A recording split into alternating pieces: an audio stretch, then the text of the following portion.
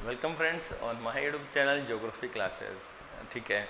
आप सोच रहे होंगे कि वीडियो शुरू करने से पहले कैसे स्माइल है, वो थोड़ा सा क्या मिस्टेक गड़बड़ हो गया था। ठीक है, तो वो मैं दोबारा से वीडियो स्टार्ट किया था तो वो सारा कट करके, तो इस वजह से वो जो स्माइल अभी तक फेस पे चिपकी पड़ी है। ओके, तो अभी हम बात करने वाले हैं जो हमारा रीट लेवल फर्स्ट है उसकी जो ईवीएस की क्लास है, ईवीएस की क्लास, उसमें हमारा जो पहला चैप्टर है, पहली यूनिट जो फर्स्ट यूनिट चल रही थी, उसमें हमने परिवार जो इकाई है इसको कंप्लीट किया था। परिवार के बाद हम बात करेंगे आवासों की।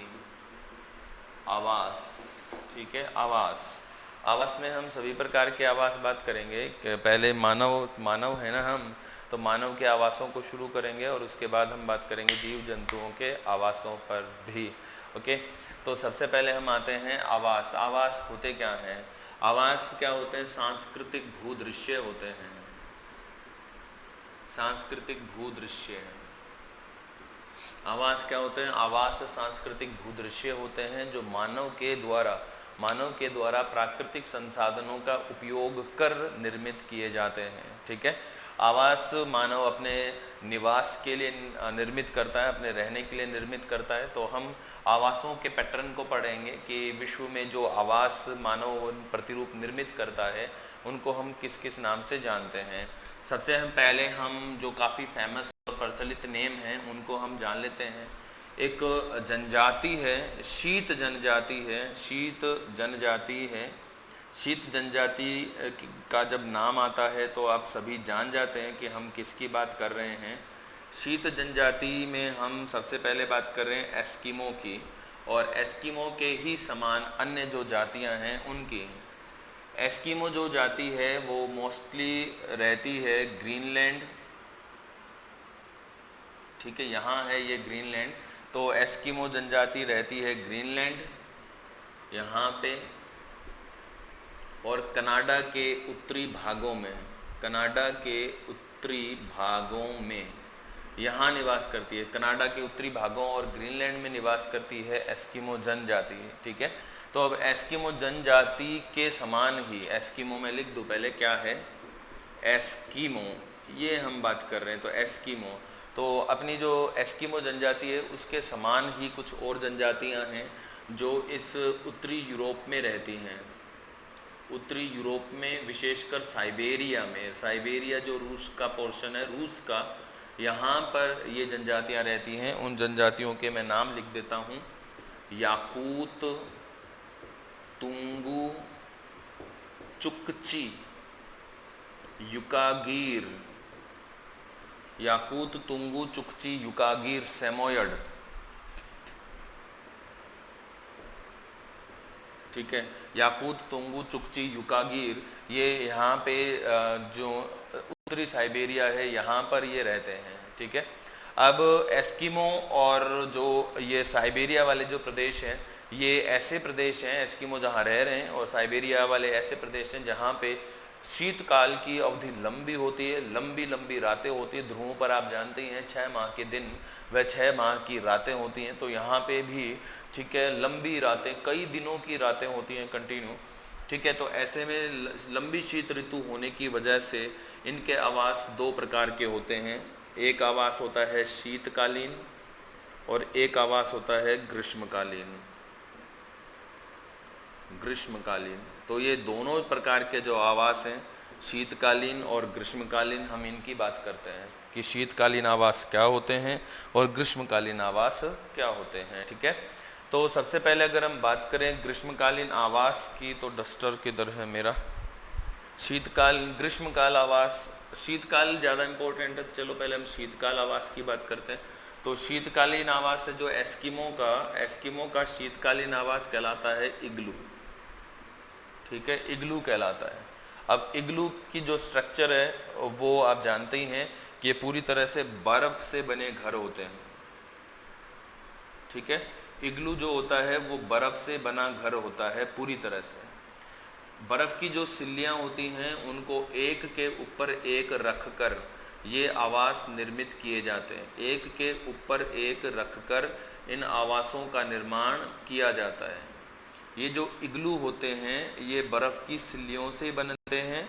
जितनी ज़्यादा शीत ऋतु होगी, कठोर शीत ऋतु होगी, इग्लू उतना ही मजबूत होगा। अब आप ये तो नहीं सोच रहे हैं ना कहीं कि यार ये बर्फ़ से बना है तो ठंडा रहता होगा, इसमें ये कैसे रहते होंगे। तो इतना आप ध्यान रखें, ये बना बर्फ़ से ज़रूर है बट ये अंदर से ठंडा नहीं, गर्म होता है। इसको अंदर से ठंडा रखने की गर्म रखने की, ठंडा की रखने की तो ज़रूरत ही नहीं है क्योंकि ठंड ही पड़ती है इधर। इसको अंदर से गर्म रखने के लिए जो प्रोसेस काम में लिया जाता है वो इस तरह से है। देखो, बर्फ़ की दीवार अंदर की ओर से है ना, ध्यान रखना, बाहर की ओर से नहीं, अंदर की ओर से जो बर्फ़ की दीवार है, अंदर की ओर जो बर्फ़ की दीवार है, इस दीवार से कुछ सेंटीमीटर छोड़कर, ये तो बर्फ़ की दीवार हो गई, बर्फ़ की दीवार हो गई ये तो, और बर्फ़ की दीवार से कुछ सेंटीमीटर छोड़ दिया हमने, कुछ सेंटीमीटर छोड़ के सील या वालरस, सील क्या होता है? सील एक स्तनधारी जीव होता है, ठीक है। तो सील और वालरस, इसको वालरस भी कहते हैं। तो सील या वालरस की खाल से क्या बना दिया जाता है? एक पर्दा यहाँ बना दिया जाता है। पूरे कुछ सेंटीमीटर बर्फ़ के टच होगा तो उसकी गर्मी से ये बर्फ़ पिघल जाएगी। तो कुछ गैप रखते हैं, गैप के भीतर ठंडी हवा, गैप के भीतर हवा रहती है और ये हवा क्या रखती है? इस बर्फ़ की दीवार को पिघलने नहीं देती है। साथ ही अंदर रोशनी करने के लिए और गर्मी रखने के लिए ये सील की जो चर्बी है, सील की चर्बी को जलाते हैं, सील की चर्बी जलाई जाती है, ठीक है, सील की चर्बी जलाई जाती है, ये ध्यान रखना। तो ये होता है इग्लू। अब इग्लू का जो गेट है, मेन गेट, एंट्रेंस, इग्लू का एंट्रेंस इतना ही रखा जाता है कि एक व्यक्ति लेट कर, है ना, लेट कर कोहनियों के बल आगे बढ़ते हुए इस गेट के अंदर जा सकता है ना। वो ऐसा क्यों है? ऐसा इसलिए है कि ये जो अपना जो इग्लू है, इग्लू क्या गर्म रहे, ठंडी हवाएं भीतर कम से कम प्रवेश कर पाएँ। ये तो हैं इनके एस्किमो के शीतकालीन आवास। अब एस्किमो के जो ग्रीष्मकालीन आवास होते हैं, भाई शीतकाल में तो ठीक है, गर्मियों में क्या होगा? ये इग्लू पिघल जाएगा, है ना। इग्लू जब पिघल जाएगा तो इनको अलग से आवास बनाने की आवश्यकता होगी। तो एस्किमो का जो ग्रीष्मकालीन आवास है वो ट्यूपिक कहलाता है, ये आपको ध्यान रखना है। ट्यूपिक में क्या करेंगे? रेंडियर भी, ये रेंडियर को पालते हैं, तो रेंडियर की जो हड्डियां हैं उनको यहाँ पे वो ऐसे खड़ा कर देते हैं तिकोने की भांति, और इसके ऊपर ये रेंडियर या सील का चमड़ा लपेट देते हैं, चमड़ा लपेट कर इस प्रकार के ये जो आवास बनाते हैं, इसी को हम क्या कहते हैं? चमड़ा लपेट देते हैं। इस प्रकार के जो आवास होते हैं उनको हम ट्यूपिक कहते हैं, ठीक है, ये आपको ध्यान रखना है। ओके, अब अगर इन आवासों की अगर हम बात करते हैं कि ये क्या हैं, सील की चर्बी, चमड़ा वगैरह लपेट दिया है इन्होंने। ओके, अब अगर हम बात करें कि इसके अलावा क्या है, ट्यूपिक है, ट्यूपिक का जो गेट है वो भी इतना छोटा ही होता है ताकि इसमें भी जो हवाएं हैं वो भीतर प्रवेश ना कर पाएँ। अब जो ट्यूपिक है ना, ये यहाँ जो साइबेरिया में रहने वाली शीत जनजाति है, किसी का नाम तो नहीं मिलता है, ट्यूपिक की भांति ही एक आवास बनाती हैं जिसको इजबा कहते हैं। इजबा में क्या होता है कि तिकोनी दीवारें ली जाती हैं, इजबा में रंगीन तिकोनी दीवारों से बना हुआ होता है इजबा। साइबेरिया, रूस में ही बनाई जाता है ये इजबा।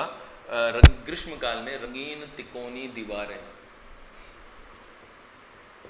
रंगीन तिकोनी दीवारों से बना हुआ होता है इजबा। ये अपने जो साइबेरिया प्रदेश है, यहाँ की जो शीत जनजातियाँ हैं वो इस प्रकार के आवासों का निर्माण करती हैं, ठीक है।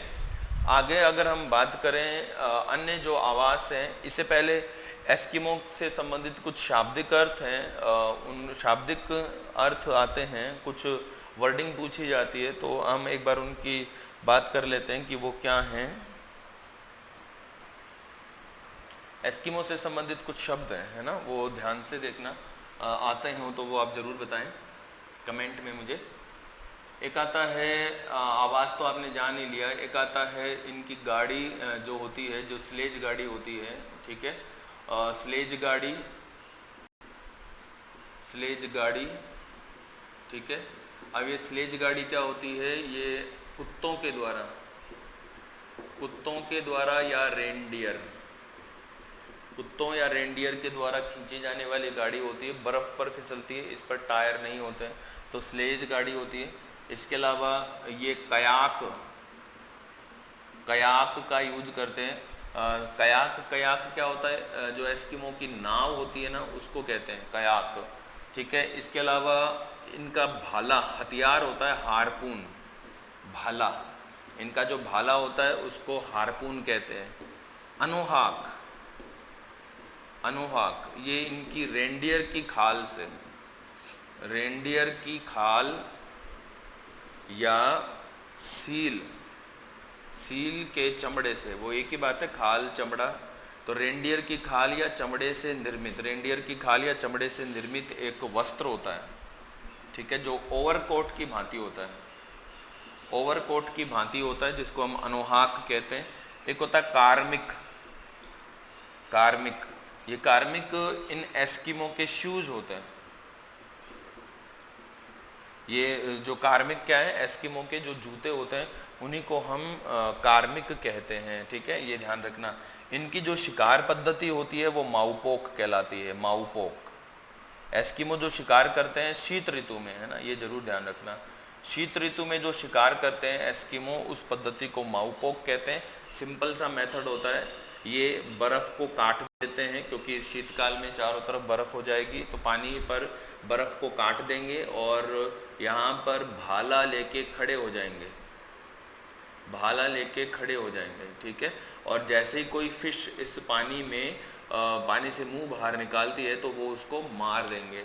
तो ये जो पद्धति होती है, ये पद्धति क्या कहलाती है, माउपोक कहलाती है, माउपोक पद्धति कहलाती है, ठीक है, ये ध्यान रखना।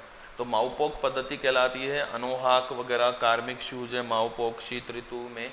ये एस्किमो से संबंधित कुछ विशेष शब्दावली थी, इनको आपको याद रखना है ना, एस्किमो से रिलेटेड शब्दावली है ये। इसके अलावा कुछ और आवास हैं और जनजातियों के आवास हैं, उनको हम जान लेते हैं क्या हैं, वो किस नाम से जाने जाते हैं।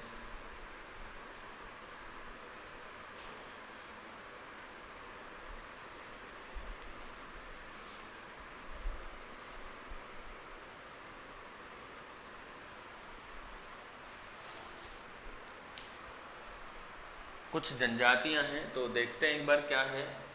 यूर्ट, यूर्ट, यूर्ट एक गोलाकार आवास होता है। मतलब यूर्ट क्या है, जैसे ये है, मान लीजिए कि एक इस प्रकार से एक गोल लकड़ियों को जमा के बांध कर फिर रस्सियों से, ठीक है, और इस ये छोटा गेट और फिर इसके ऊपर ये चमड़ा लपेट कर, चमड़ा लपेट देंगे, है ना, इस पे चमड़ा लपेट कर जो आवास बनाते हैं, चमड़ा लपेट दिया इस पे, टहनियों पर चमड़ा लपेट दिया। चमड़ा लपेट कर ये जो गोल बेलनाकार से आवास, बेलनाकार तो नहीं कहेंगे इनको, ठीक है, ये गोल जो राउंड शेप के जो आवास बनाते हैं इस प्रकार से, यूँ हो गया इनका। अब ये कौन सी शेप होती है, ऐसे इस प्रकार के ये जो आवास है, इनको हम क्या कहते हैं, यूर्ट कहते हैं। अब ये यूर्ट कौन सी जनजाति बनाती है, ये बनाते कैसे हैं, चमड़ा लपेट कर, चमड़ा लपेट कर। अब ये यूर्ट कौन बनाते हैं, यूर्ट बनाते हैं किर्गिज, किर्गिज, किर्गिज जनजाति विशेषकर मध्य एशिया में पाई जाती है। मध्य एशिया में किर्गिज कहाँ पाए जाते हैं, मध्य एशिया में, और जिस देश में पर्टिकुलर मिलेंगे वो किर्गिस्तान, किर्गिस्तान, ठीक है, यहाँ पे ये हमें मिल जाते हैं। तो ये किर्गिज हैं, और किर्गिज क्या होते हैं, ये पशुपालक होते हैं, पशुपालक जातियाँ होती हैं किर्गिज, ठीक है। ये तो हो गया फर्स्ट, जिसको हम कहते हैं यूर्ट। इसके अलावा फिर और देखो दक्षिण में आ जाते हैं तो, और मध्य एशिया में पाकिस्तान, अफगानिस्तान, फिर सहारा और अरब में आ जाते हैं तो यहाँ पे हमें मिलते हैं बद्दू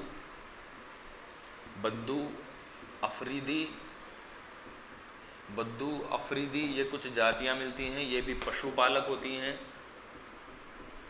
पशुपालक जातियां हैं बद्दू और अफरीदी। फैन ऑन रह गया यार, सॉरी आवाज़ नहीं आएगी, ठीक है। तो बद्दू और अफरीदी पशुपालक जातियां हैं, बद्दू और अफरीदी। तो बद्दू और अफरीदी जो हैं अपने जो आवास बनाते हैं इनको बोलते हैं खेमाइस, ठीक है। अब बद्दू कहाँ मिलते हैं, तो बद्दू हमें दो जगह, अरब में भी बद्दू मिलते हैं और सहारा जो मरुस्थल है यहाँ पर भी बद्दू मिलते हैं। तो बद्दू हमें मिलते हैं और अफरीदी ये पाकिस्तान, अफगानिस्तान में मिलते हैं। बद्दू अरब के मरुस्थल में मिलते हैं। खेमाइस इनके आवास होते हैं। खेमाइस सिंपल सा है इस तरह से। खेमा आप जानते हो ना, खेमा तो सुना ही होगा नाम, मुगलों के खेमे में, इस तरह से कुछ। तो ऐसा जो टेंट जैसा आवास होता है उसको हम खेमाइस कहते हैं। इसी प्रकार से मिलते जुलते आवास कालाहारी मरुस्थल की एक जनजाति है, जनजाति का नाम है बुशमैन। कालाहारी मरुस्थल की जनजाति है, जनजाति का नाम है बुशमैन। तो बुशमैन भी इस प्रकार के आवास बनाती है और बुशमैन के जो आवास होते हैं उनको हम टेंट कहते हैं, टेंट, ठीक है। अब अफ्रीका में अन्य जो जनजातियां हैं उन्हीं की हम बात कर लेते हैं, किस प्रकार के आवास बनाते हैं वो। अफ्रीका में दो और विशेष जनजातियां हैं, बुशमैन, कालाहारी मरुस्थल अफ्रीका में है, ध्यान रखना। अफ्रीका में एक तो जनजाति है मसाई, एक विशेष जनजाति पिग्मी, ठीक है। मसाई को हम और जो बुशमैन थे उनको हमने कर ही लिया है कि क्या कहलाते हैं, क्या आवास बनाते हैं। तो मसाई जो आवास बनाते हैं वो बना होता है किनसे, घास फूस व तिनकों से गोल आवास होते हैं। घास फूस तिनकों से निर्मित होता है, घास फूस तिनकों से निर्मित, घास फूस तिनकों से निर्मित आवास होता है। और इस प्रकार का जो आवास होता है, मसाई के आवास क्राल कहलाते हैं, क्राल। मसाई के जो आवास होते हैं उनको क्राल कहते हैं। पिग्मी जो आवास होते हैं, पिग्मी, बुशमैन, बद्दू और मसाई, ये कभी भी स्थायी आवास नहीं बनाते, ये कभी भी स्थायी आवास नहीं बनाते हैं। पिग्मी जो जनजाति है, पिग्मी जनजाति, ठीक है, ये ऐसी जनजाति है जो अपने आवास पेड़ों पर बनाती हैं, बी हाइव्स के समान, बी हाइव्स, मधुमक्खी के छत्तों के समान, मधुमक्खी के छत्तों के समान ये जो आवास बनाती है, ठीक है, वो बी हाइव्स कहलाती है। तो पेड़ों पे ही ये घर बना लेते हैं, पेड़ हुआ,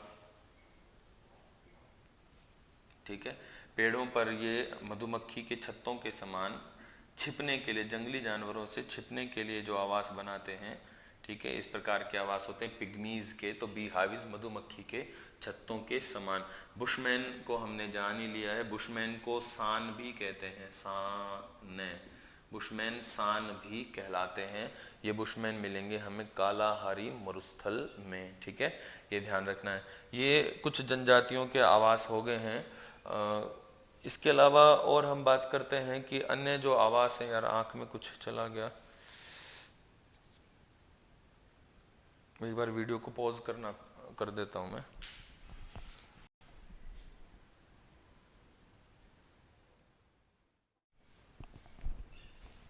हाँ, तो फ्रेंड्स हम बात कर रहे थे हमारे जो जनजातियों के आवास हैं उनके बारे में। तो कुछ और जो आवास हैं हम उनकी बात कर लेते हैं। देखो, उत्तर अमेरिका में कुछ जनजातियां हैं जो विशेष प्रकार के आवास बनाती हैं। उन आवासों की एक बार हम बात करते हैं। एक आवास होता है जिसे हम कहते हैं चिकीज़, ठीक है, चिकीज़। ये चिकीज़ जो है ये सेमिनोल इंडियन जाति है, सेमिनोल इंडियंस, ठीक है, सेमिनोल इंडियंस। ये उत्तर अमेरिका में यानी यूएसए के फ्लोरिडा क्षेत्र में रहते हैं, यूएसए के फ्लोरिडा क्षेत्र में रहते हैं सेमिनोल इंडियंस, चिकीज़ बनाते हैं। इनके जो आवास होते हैं वो बड़े खूबसूरत आवास होते हैं, जमीन से ऊपर उठाकर निर्मित किए हुए होते हैं, जमीन से ऊपर उठाकर निर्मित किए हुए आवास होते हैं ये, ठीक है। और किस तरह से, जैसे मान लीजिए ये मुख्य आवास हो गया, ये विंडो वगैरह जो रखना है वो हो गई। अब इनके जो आवास होंगे वो इस तरह से होंगे, पिलर्स पर खड़े किए जाएंगे ताकि जो रेंगने वाले जीव जंतु हैं उनसे सुरक्षित रहा जा सके, रेंगने वाले जो जीव जंतु हैं उनसे सुरक्षित रहा जा सके। तो इस प्रकार के जो आवास होते हैं वो चिकीज कहलाते हैं। ये सेमिनोल इंडियंस बनाते हैं ऐसे आवास, ठीक है। ये सीढ़ियाँ हो जाएंगी 1 2 3, काउंटिंग से हम फर्क नहीं होगा, ठीक है। तो ये जो आवास हैं ये सेमिनोल इंडियंस के आवास होते हैं और चिकीज कहलाते हैं। जमीन से ऊपर उठाकर ये पिलर्स पे बनाए हुए होते हैं, ये आपको ध्यान रखना है। कहाँ बनते हैं? यूएसए के फ्लोरिडा क्षेत्र में। ये ऐसे आवास क्या कहलाएंगे? चिकीज कहलाएंगे, ठीक है। नेक्स्ट जो आवास है हमारा बहुत ही शानदार है, उत्तर अमेरिका में ही है। उत्तर अमेरिका की एक जाति है नवाजो, नवाजो जाति, ठीक है। उत्तर अमेरिका की नवाजो जो जाति आवास बनाती है उस आवास को हम कहते हैं होगान। उत्तर अमेरिका की जनजाति जो आवास बनाती है उसको हम कहते हैं होगान। और ये जो जनजाति होगान जो बनाती है, होगान वास्तव में इस तरह से बना होता है। पहले तो क्या करेंगे, ये कहाँ होता है? पश्चिमी अमेरिका में, जहाँ पे मरुस्थल है ना, यूएसए का ही है ये भी। पश्चिमी अमेरिका में जहाँ पे मरुस्थलीय प्रदेश है वहाँ पे ये आवास बने होते हैं। तो इस प्रकार से होता है। पहले तो क्या किया, ये घर बना लिया। ये घर किससे बना है? लकड़ी की टहनियों व तिनकों से, ठीक है। ये घर का बिल्कुल छोटा सा गेट हो गया, ओके। ये घर हो गया, घर का गेट हो गया और ये तिनके हो गए। अब इन तिनकों पर क्या कर देते हैं? मिट्टी की लिपाई कर देते हैं ताकि ये गर्म ना रहें। मिट्टी की लिपाई कर दी। तिनके वैसे कम गर्म रहेंगे पत्थर की तुलना में, ठीक है। ये मिट्टी की लिपाई कर दी, हो गया। मिट्टी की लिपाई करने के बाद अब गर्म हवाएं डायरेक्ट घर में ना घुसें, इस वजह से ये घर का जो मुख है आगे वाला, घर का मुख सुरंग नुमा बना के रखते हैं। घर का मुख कैसा बनाते हैं? सुरंग नुमा, ठीक है। घर का जो गेट है, मेन एंट्रेंस है, वो गेट इसके भांति होगा। ये जो घर है इस घर को हम कहते हैं होगान। ये जो घर है ये क्या कहलाता है? होगान कहलाता है। और कौन बनाती है? ये नवाजो जनजाति। अमेरिका के पश्चिमी प्रदेशों में जहाँ मरुस्थलीय प्रदेश है, शुष्क जलवायु पाई जाती है, वहाँ पर इस प्रकार के आवास बने होते हैं। इन आवासों को हम क्या कहते हैं? होगान कहते हैं, ठीक है। ये आपको ध्यान रखना है। इसके अलावा फिर हम बात करते हैं उत्तर अमेरिका में ही। उत्तर अमेरिका में एक आवास है जिसको हम कहते हैं plank house. Plank house, plank house देखो कैसे बने होते हैं। प्लैंक ये लकड़ी की फड़ से बने हुए होते हैं। लकड़ी की फड़ से निर्मित होते हैं ये प्लैंक हाउस। ये मान लीजिए लकड़ी है और लकड़ी की फड़, पतली पतली फड़, चौड़ी चौड़ी नहीं, पतली पतली फड़ को काटा है और इस पे लगा दिया है और यहाँ से फिक्स करने के लिए कीलें ठोक दी गई हैं, ओके। फिक्स हो गया। उसके बाद ये लकड़ी को जमीन में गाड़ दिया जाता है। ये फड़ होती हैं लकड़ी की, ठीक है। लकड़ी की फड़ हैं ये, इन फड़ को जमीन में गाड़ दिया और उसके बाद फिर यहाँ पे भी सेम क्रॉस करके एक फड़ इन पर ठोक दी जाती है, ठीक है। एक फड़ इनको क्रॉस करके ठोक दी जाती है। तो इस प्रकार ये जो आवास बना ये प्लैंक हाउस बनता है ना, ऐसा ये जो आवास बना ये प्लैंक हाउस बनता है। और प्लैंक हाउस जो सामान्यतः है ये उत्तर पश्चिमी अफ्रीका, उत्तर पश्चिमी है ना, उत्तर पश्चिमी जो अफ्रीका है यहाँ पर ये बनाए जाते हैं। उत्तर पश्चिमी अफ्रीका में, ठीक है, प्लैंक हाउस बनाए जाते हैं।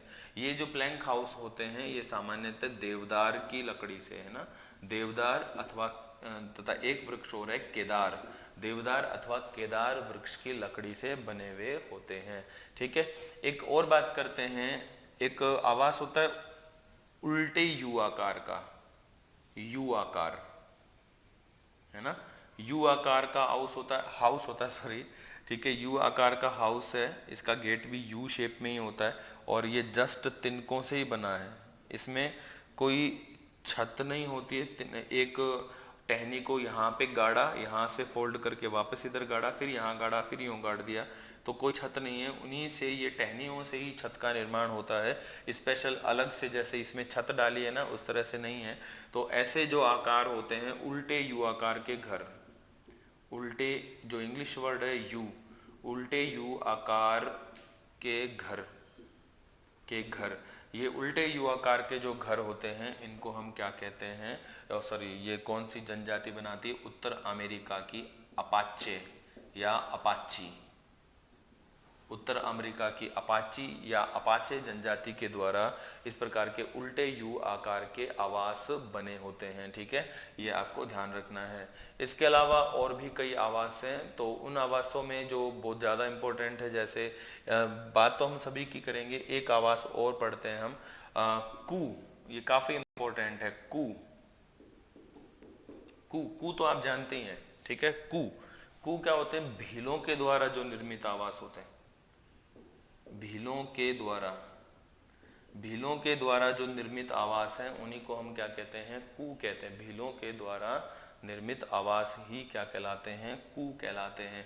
अब ये कू बने कैसे होते हैं, भील सबसे पहले क्या करते हैं, आयताकार पक्की सिकी हुई ईंटों से आयताकार आवास बनाते हैं। ठीक है, फिर इन आयताकार आवासों पर छत डालने के लिए, आयताकार आवासों पर छत डालने के लिए खपरेल का यूज करते हैं, खपरेल। ठीक है, इनको हम आज तो खपरेल बोलते हैं, और वैसे ये खपरेल केल्लू भी कहलाता है। भील जाति इन्हें केल्लू कहती है, खपरेल या केल्लू। खपरेल या केल्लू अगर आप नहीं जानते हैं तो ये सिंपल सा है, मिट्टी को सांचे में डालकर इनकी सिकाई करके बने हुए होते हैं। जैसे आज देखा होगा आपने, आजकल टेरेस पे वो लाल रंग का वो टेरेस बनाया, टेरेस के ऊपर लाल रंग का इस तरह से फोल्ड हुआ हुआ वो डालते, रेड कलर का ना। ठीक है, तो उसको केल्लू कहा जाता है, और हम उसे खपरेल भी कहते हैं। तो ये खपरेल और ये केल्लू जो होता है, ये भील जनजाति के आवासों में छत निर्माण करने के लिए यूज किया जाता है। ओके फ्रेंड्स, ये आज के वीडियो में हमने जो आवास पढ़े हैं, ये आवास काफ़ी इम्पोर्टेंट आवासों में से हैं। इसके अलावा हम अगले वीडियो में आवासों को कंप्लीट करेंगे। Okay, very good night, enjoy.